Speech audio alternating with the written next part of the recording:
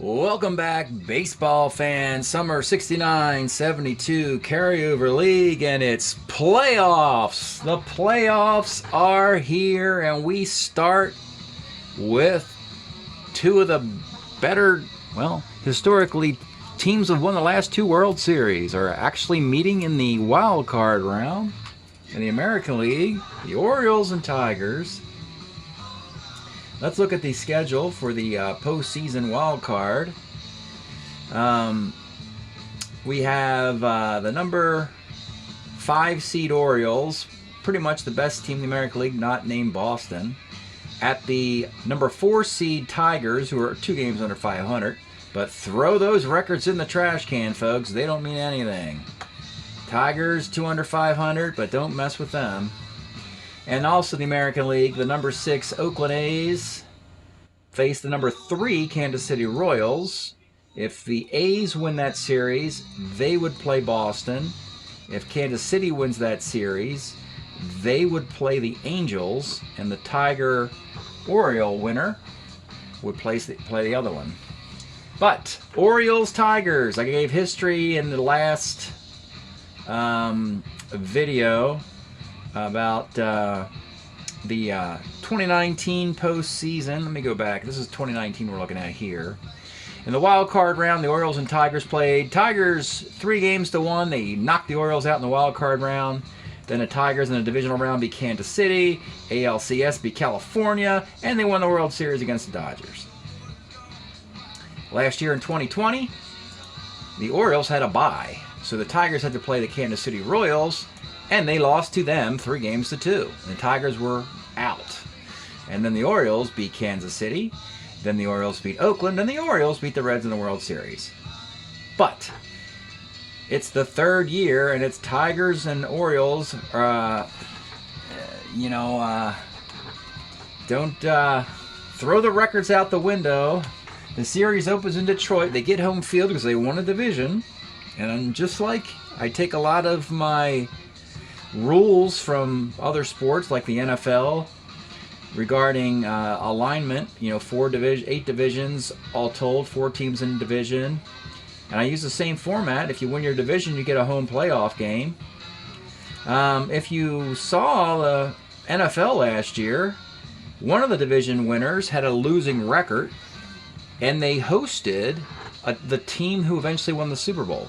So, all that is kind of part of what goes into the scheduling and the format of the carryover league. So let's see what has happened in the American League first wild card series between the Orioles and Tigers, opening up in Tiger Stadium. Let's go to the rotations first here. So the Orioles, it's 5 straight days and 5 games, no days off. So the Orioles are going to go Cuellar, Palmer, McNally, Dobson, and then Cuellar in Game 5 if necessary. And the Tigers have elevated Joe Coleman, because he's had the best year, and he was in the All-Star game. He's the number 1 starter, and then it's Lolich, McLean, Les Kane in Day 4, and then back to Joe Coleman. So Game 1 in Tiger Stadium. The Orioles at Detroit, bottom of the first. Dick McAuliffe leads off the game with a solo shot. 1-0 Tigers. They get another unearned run, and it's 2-zip. We go to the 4th inning. We have a couple walks, and then with 2 outs, Earl Weaver's best friend, the 3-run homer by Paul Blair. And the Orioles take a 3-2 lead. Coleman and Cuellar get out of messes through the next frames. We get to the bottom of the 9th. 3-2 lead. They're leaving Cuellar out there because, well, let's face it, he was the World Series MVP last year, and he's a starter 9. But Jim Northrup singles, Bill Freehan singles, and then Willie Horton off the Cuellar card rolls homer 1-8. It's Willie Horton. Walks off Game 1 for the Tigers. It is 5-3 victory for the Tigers, and a shocker. With the win, the Tigers go to a game under 500 if we're still keeping track of that kind of thing. So Game 2, the Orioles would like to get a split in Game 2, and it's going to be in Game 2. Jim Palmer for the Orioles Mickey Lolich for the Tigers, and a solo homer by Al Kaline in the third. A couple singles and a run and error on Brooks Robinson, unearned run. Another single and a run in the sixth. 4 runs for the Tigers. More than enough for Mickey Lolich, a guy who was on the mound in Game 7 of the World Series, the 2 World Series ago, the one that they won against the Dodgers. And it is the Detroit Tigers pulling the major headline upset. We've mentioned Cinderella in the league, like throughout the year, for teams who have gone like worst to first. I wouldn't call Detroit Cinderella, but they're massive underdogs at 2 games under 500 against the defending world champion Orioles. But after winning 2 straight in the Motor City, Baltimore is facing elimination. They did not play in this round last year en route to the World Series. They were off. They clinched a bye and did not play until the divisional round. Now that they have to play in the Wildcard round, it's like it was 2 years ago when they lost to Detroit. 3-1. Orioles hate meeting the Tigers. So we are in Baltimore. A must-win Game 3. Everybody in baseball is watching. If the Orioles get knocked out, and that means there will be a new champion, and any of the 11 remaining teams would have a shot. So, Game 3 for the Tigers, Denny McLain, and for the Orioles, Dave McNally. Battle of Scotsmen here in Baltimore. Let's get started. Dick McAuliffe leads off. 2-9 is a walk. Al Kaline, 5-10. Catcher's card. This is Elrod Hendricks. This is a 4E1. And he gets a foul out. Mickey Stanley, 2-9 is a single to center. McAuliffe will not run against the Blair arm of -2. 2 on, 1 out for Jim Northrup. 45 pops first. And with 2 outs, it's Bill Freehand. 57, bouncer to short. This is Gritch. He's a 3, E26, and he makes the play. Bottom of 1, it's Don Buford. 57 is a K. Bobby Gritch, 69 is a K. Frank Robinson, 1-9 is a base hit. And with 2 outs, it's Boog Powell. 1-4 is a sky to right field. Top of 2, Willie Horton. 54 off McNally. It is gone. A solo shot for Willie Horton, who had the walk-off homer in Game 1. And now he has a leadoff homer in the second inning off the McNally card in Game 3. And the Tigers are 24 outs away, a long way away, of sweeping the Orioles. Norm Cash, 1-7 is a K. Elliot Maddox, 2-5, third. Dick Trzeski, 5-11. Pitcher X, McNally's an E6, makes the play. The story has been the Orioles' bats have done nothing. A 3-run homer by Blair in the 5th inning of Game 1, and nothing after that. Here is Blair. 4-10 off McLean, center X. Mickey Stanley's a 1E5 in center field. He makes the catch. Brooks Robinson, 49, pops to third. Elrod Hendricks, 69, bounces to second. McCall's a 2E22. And he's out. We go to the third. Dick McAuliffe, 45, pops to first. Al Kaline, 6'11", left X. Don Buford's a 3E4. And he makes the catch. Mickey Stanley, 62, skies are right.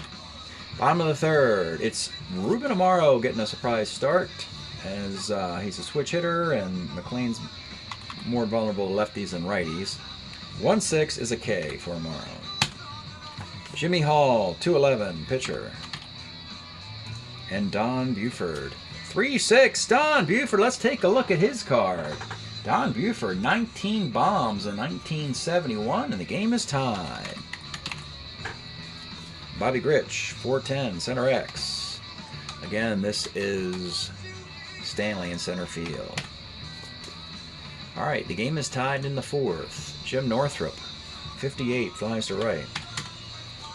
Bill Freehand, 56, is double on the 14 off McNally. That's a two-base hit. Willie Horton, Red Hot Willie, 1-5 as a walk. He also had a great regular season. Probably should have been in the All-Star game. 2 on for Norm Cash, 65, second C. All right, runners in scoring position with 2 outs. This is where the Orioles really need to put the hammer down here with Elliott Maddox and Trzaskowski coming up. Elliott Maddox, 56 off McNally. A 2-run, 2-out double off the McNally card.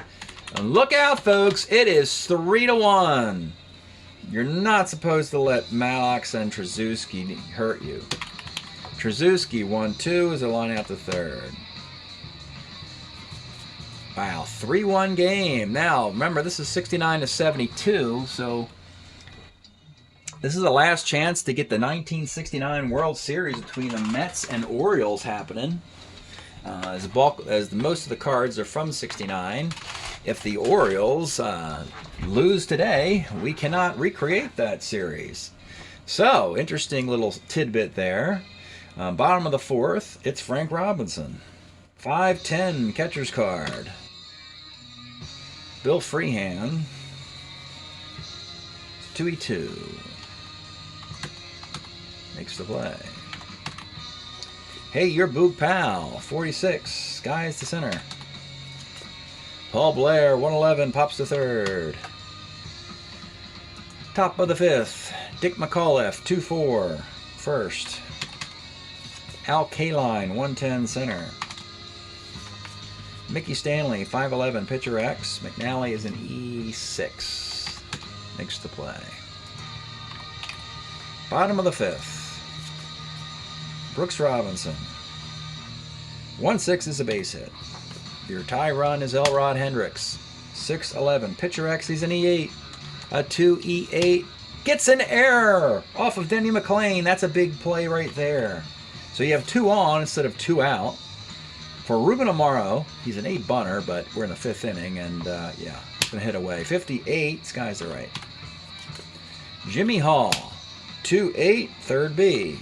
Runners on the corners with a little bit of speed. Jimmy Hall's a B stealer. He's being held.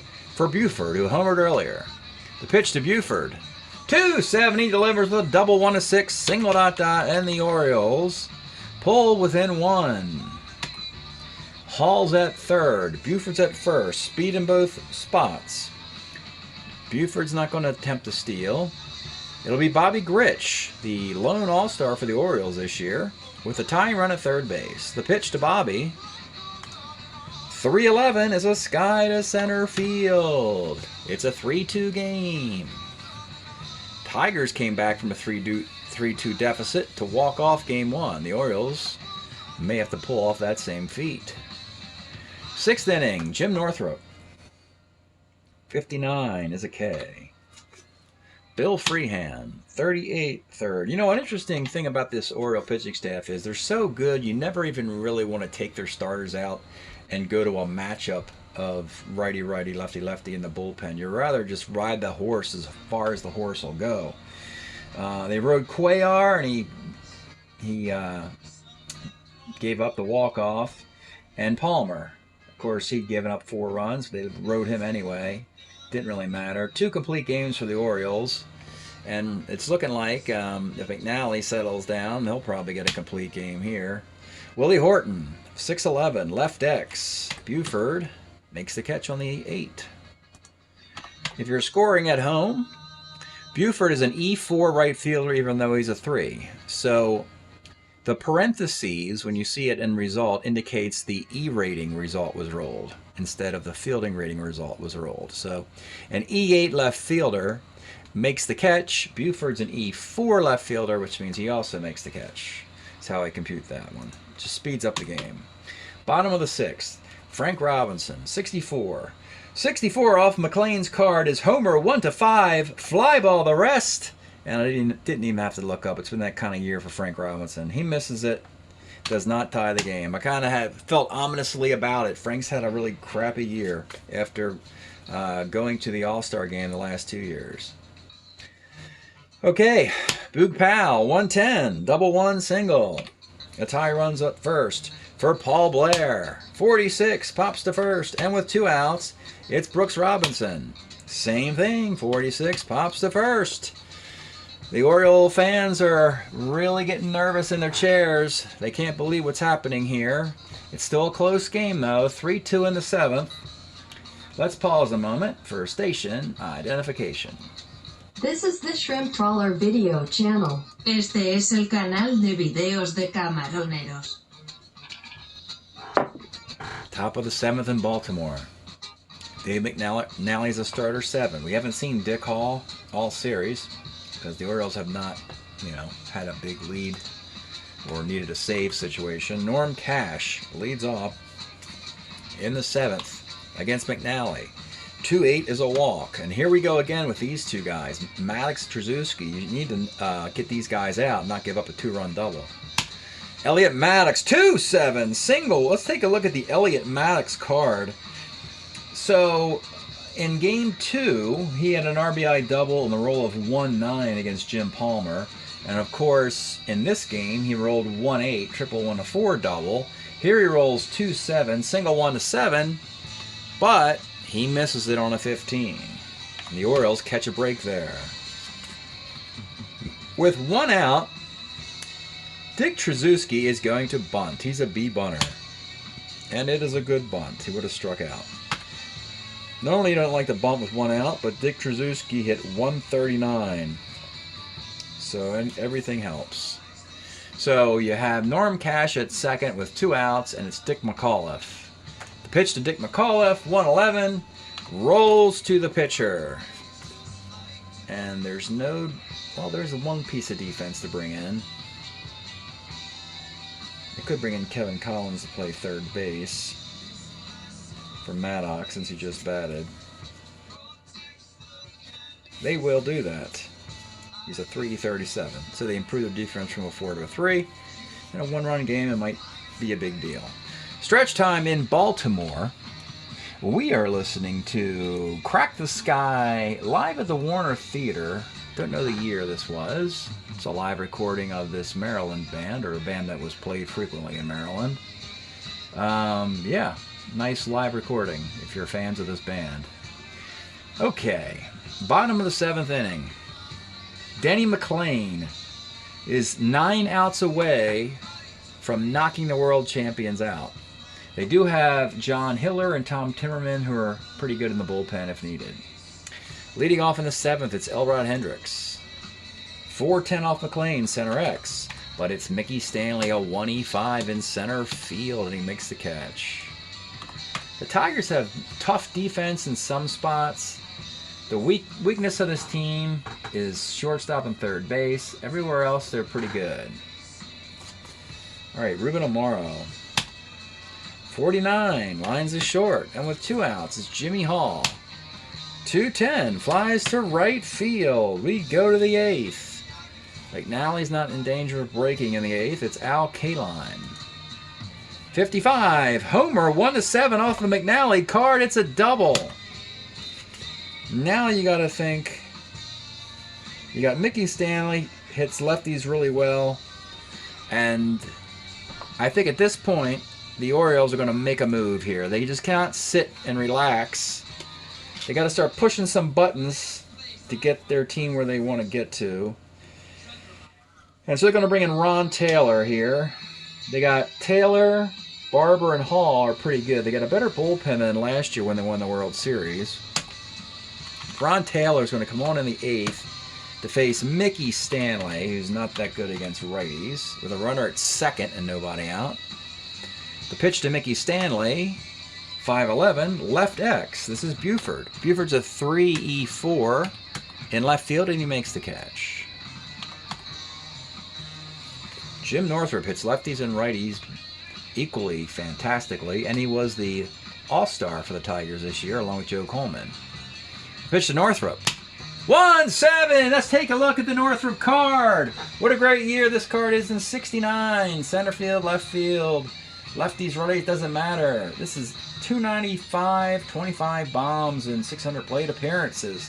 But 1-7, triple 1-4 single is a base hit.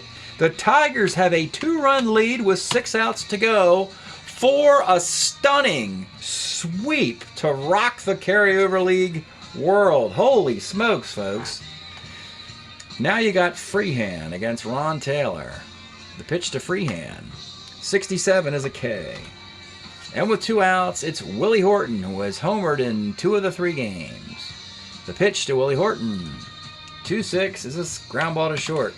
But the Tigers get an insurance run, and they are 6 outs away from embarrassing the Orioles and knocking them out of the postseason in 2 of the last 3 years. The Tigers seem to have the Orioles' number. The Orioles seem to have everybody else's number. So here we are, bottom of the 8th. McLean still in there. Hiller, Timmerman are warming. McLean's a starter 9. So here we go. Orioles down 2. It's Don Buford. 66 off the McLean card. Double 1-3 is a base hit. All right, he's being held on base. Let's start taking a look at some Oriole cards now. It's Bobby Grich, because you might not see these cards anymore anyway. Bobby Grich, 72. Didn't quite win the Rookie of the Year in my league. I give it to Carlton Fisk, who actually was Major League Baseball's Rookie of the Year in 72. Nonetheless, Grich had a fine year and went to the All-Star game for me. So here he is, Bobby Grich, the tie run, the pitch to Bobby. 2-6 is a walk, and the Orioles got something going. 2 on, nobody out. 1 more will break McLean. Do you go to your pen now, or do you roll with the World Series champion McLean as long as you can? Well, you certainly don't want to bring in a lefty because Frank Robinson, Powell, Blair, and Brooksy are all better against lefties. And the question is the righties in the bullpen better than Denny McLean? The answer is no. So Denny will pitch to Frank Robinson, who I said has struggled this year, with 2 on and no one out in the 8th. Let's take a look at the Frank Robinson card. This is the 4th and final year with his 69 card. The pitch to Frank Robinson. 68 off McLean is single 1-18. And he gets it on a 12. He gets the single. But it doesn't break McLean. He's a starter 9. So you got Boog Powell. The bases loaded. Nobody else. You could play it back for a double play here. McLean and Trzeski are in the middle infield as 2s, and Norm Cash is a 2. You could get a double play here. You're up by 2 runs thanks to that RBI single by Northrop.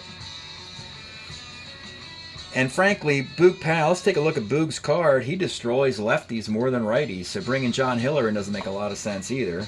There's a lot of ball game left. So they're going to leave McLean out there. It seems like he's getting lit up here in the 8th, but he's got a playoff pedigree. And plus the Tigers are playing with house money anyway. They're already up 2-0 in the series. So the infield back looking for a double play. It's Boog Powell. Here's the pitch. 1-2. It is fly ball A plus injury. Wow. So that's a...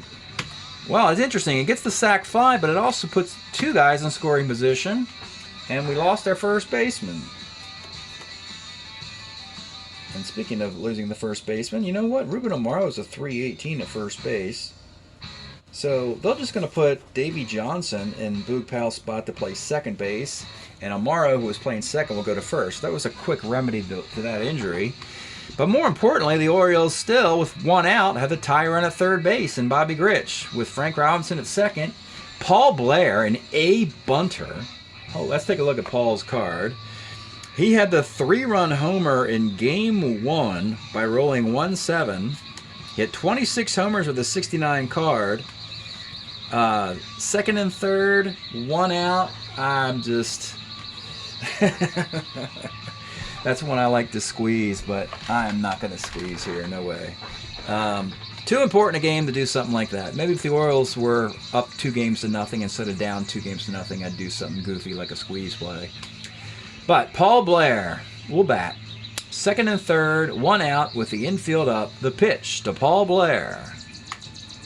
67 off McLean is a single to right field to tie the game. Now Frank Robinson is rounding third. No, he's going to be put on the brakes. With one out, he puts on the brakes because Al Kaline is in right field with a -3 arm. But the Orioles have tied this thing with runners in the corners and one out.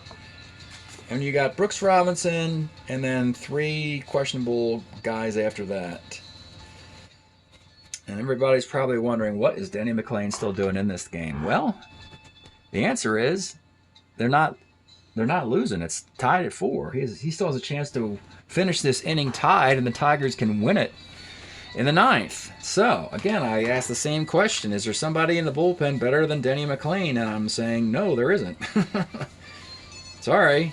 So Denny is going to keep on going here in the 8th inning. Again, he hasn't broken. He's a starter 9. Let's see. 1, 2, 3, 4, 5, 6, 7, 8, 9.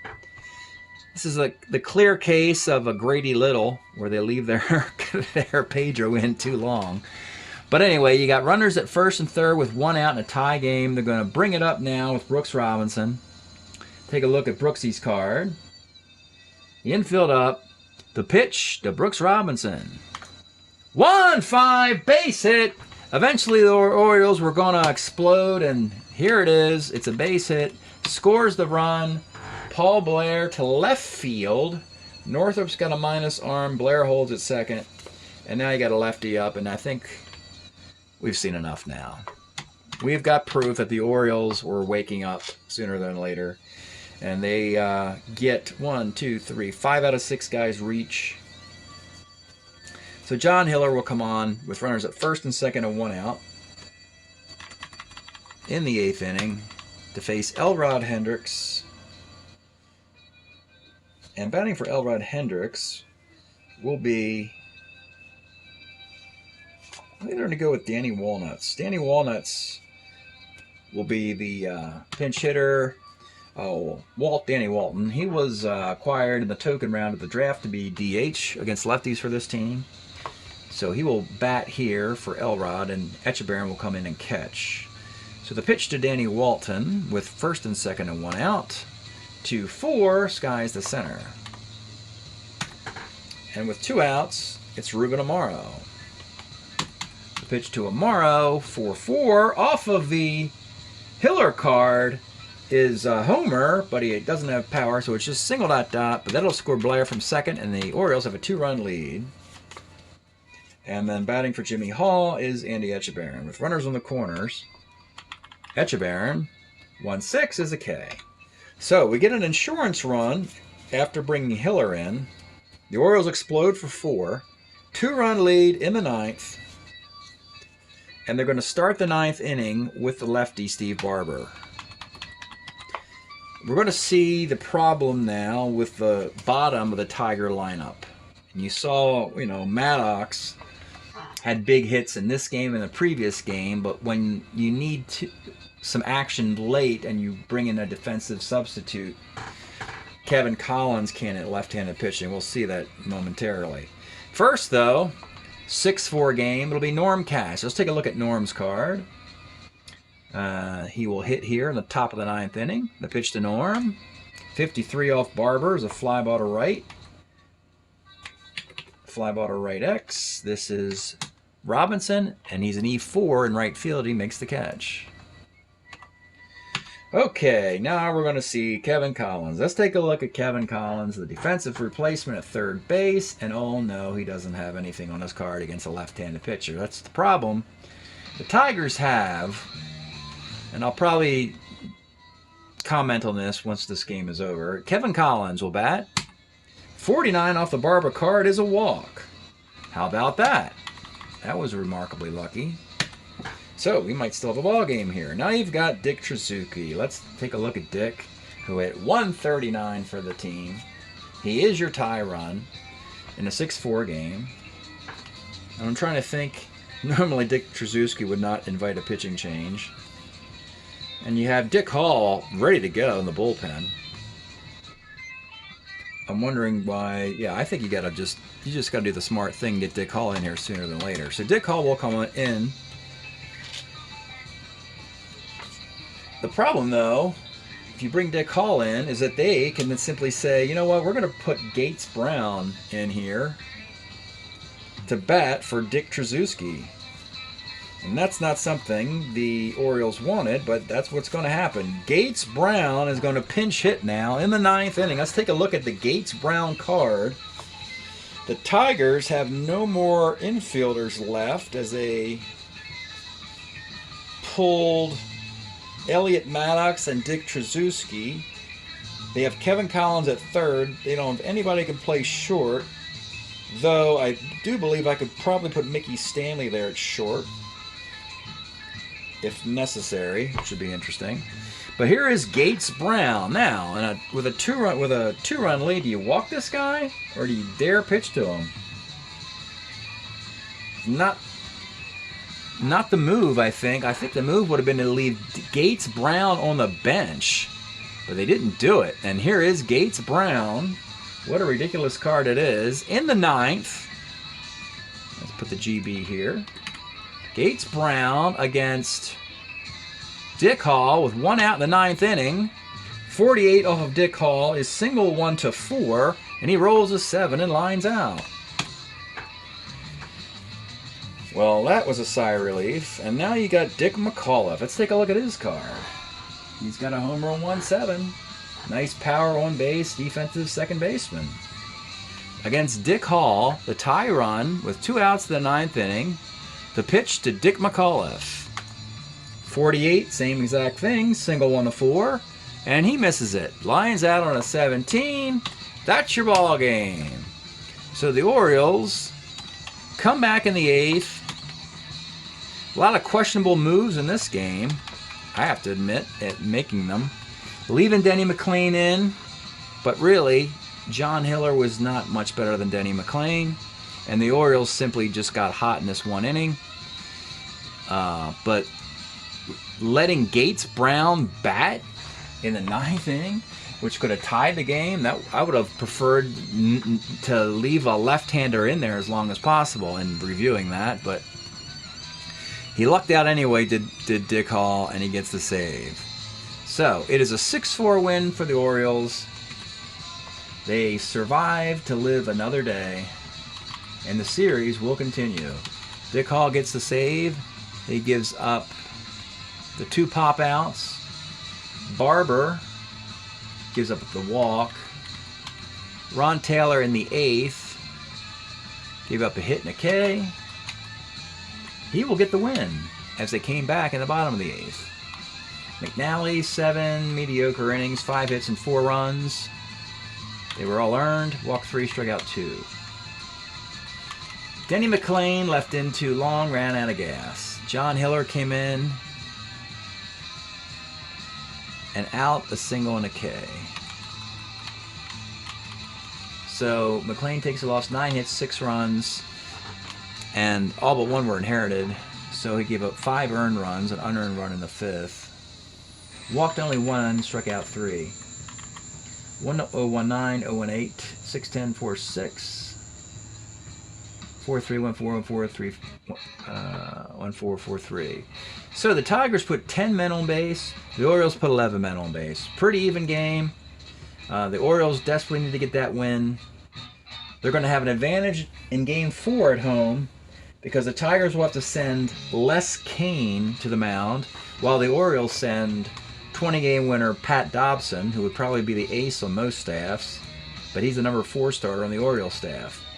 We will report, of course, what happens at the end of the video and which team advances. But for now, 1-0-1-9, 0-1-08, 6-10, 4-6, 4-3, 1-4. That is Game 3 in the books. And just like that, the Tigers have a losing record year-to-date. Again, they moved to 20-21 overall, yet can still advance to the divisional round.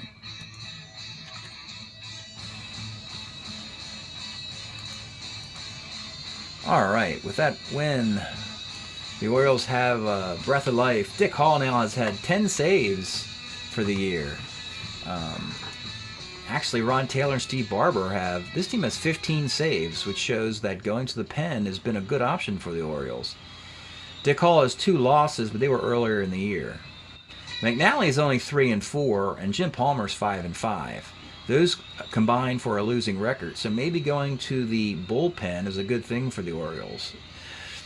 As we preview Game 4, Pat Dobson is 5-1 and the most successful of the pitchers in limited amount of starts.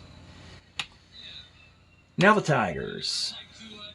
Tigers are 20-21 year-to-date. John Hiller only has 4 saves. Denny McLain, 3-6 on the year. He's really had a rough year and probably deserved a better fate in that game. Joe Coleman's 8-3. Lolich is 5-6. But we want to preview Les Kane. He's 4-2, giving up 16 runs in 40 innings, which is an ERA of 3.60. So not too bad for Les Kane. He will have to win on the road for the Tigers to advance. And then if it goes back to Detroit for a Game 5, it's back to Coleman and Cuellar. A repeat of Game 1. That's it today. In the wild card round, we'll give you the results at the end of the video. Thanks for checking it out. We'll see you next time. Well, folks, Game 4 in Baltimore. Les Kane versus Pat Dobson. Early on, an error by Bobby Grich in the second inning. 2-out single by Elliot Maddox, one of the maligned bottom-of-the-order hitters the Tigers have. 1-0 Tigers. 4th inning, Willie Red Hot Horton again has had a great year and a great postseason and now a great playoffs. 2-run bomb, 3rd homer in 4 games, 3-0. Couple more runs in the 5th, and oh my goodness, it's 5-0 Tigers. What are the Orioles going to do? Well, in the bottom of the 5th, they rally. Andy Etchebarren, 2-run homer. It's 5-2.